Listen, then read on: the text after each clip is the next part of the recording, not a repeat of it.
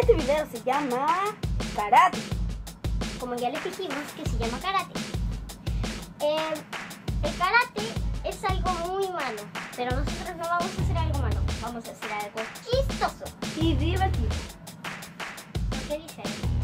Ya, hagámoslo. Ya. Esta va a ser como la primera clase. Yo le voy a enseñar a ella karate. O sea, ella me va a enseñar a mí karate. Ya. Enséñame karate.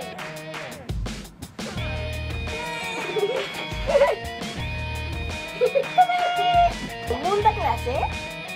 ¿Cómo saludarse después de una pelea? Namaste. No más leche. Ay, estos niños.